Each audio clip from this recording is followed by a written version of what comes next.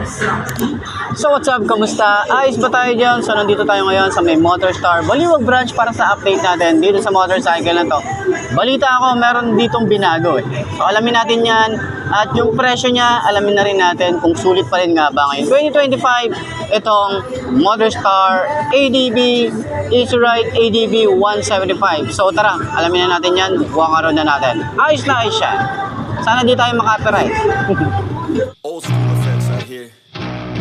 Yo, I'm an addict addicted to being savage. My life is a little graphic, like HBO making magic. I'm rapping to make that passive money coming from traffic. Doing mental gymnastics, I'm fluid and problematic. You losing if you come at me the wrong way. I've come a long way from sipping on Bombay. It's 1942 now, in this loud mouth, sipping hard in the back of a booth, sold out. I can never get enough. Success is like a drug. The money come in, but then I want more stuff. So I gotta work hard, play harder, gotta work smarter.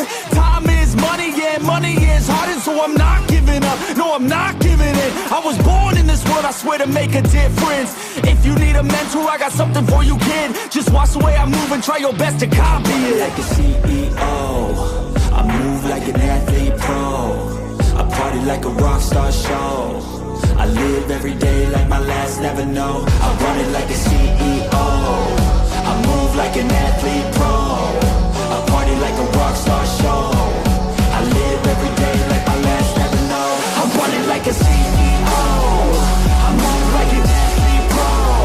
I party like a rock star show. I live every So ayun nga ngayon 2025, sulit pa rin nga ba ang ganitong motorcycle? Ito yung kauna-unang ADB ni Motorstar. Ito yung Easy Ride 175 na ADB nila, no? So ang nabago dito ay yung kanilang decals.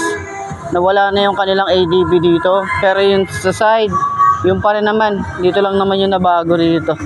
Pero tingin nyo, sulit ba ang ganitong motorcycle? So marami pa pwedeng i-upgrade dito katulad nung sa kanilang ito kasi naka-air cooled pa rin. So malay naman natin sumabay sila sa mga naka-liquid cooled. So ayun na nga, at least meron tayong reference dito kapag kumuha kayo ng ganitong motorcycle. 5'2" ang aking height. Tingnan natin kung abot natin. Kung ano nga ba itsura natin. So medyo mabigat yung motorcycle. Mabigat siya. So kailangan nyo mag-workout. Kailangan nyo mag-workout pag ito yung binili nyong motorcycle. And ayun na nga, tingnan nyo naman. Apakataas na ito. Ganito yung side stand niya. Okay naman siya yung side stand. Mukhang safe naman siya kapag naka-side stand. Pero sobrang tingkayad talaga ako dito. Kagandahan naman dito sa may side, ito is hindi siya masyadong bukaka. So meron siyang pa-curve na ganyan. So siguro para na rin sa mga kagaya kong rider na medyo bitin. Ayan. So kapag naitayo naman natin siya, okay naman eh. Okay naman na siya. Maitatayo natin siya. And then safe naman na yung ating motorcycle. Hindi siya yung pag tinayo mo mabubuwal ka.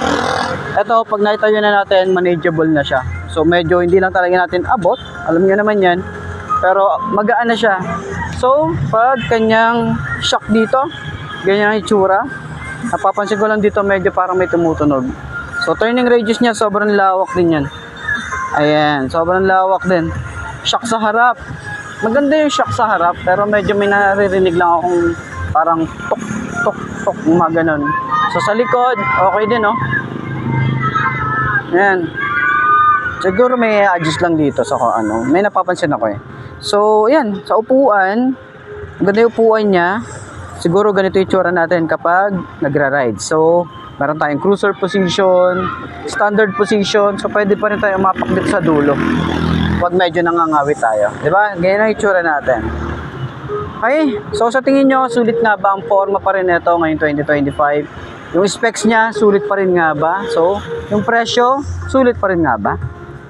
Comment nyo naman sa baba. So, center stand natin, medyo, itong pagkaka-center stand, na-try ko na kanina, medyo mabigat. Yun yung napansin natin. And then, center stand natin, and sobrang bigat. Pero, ayos lang.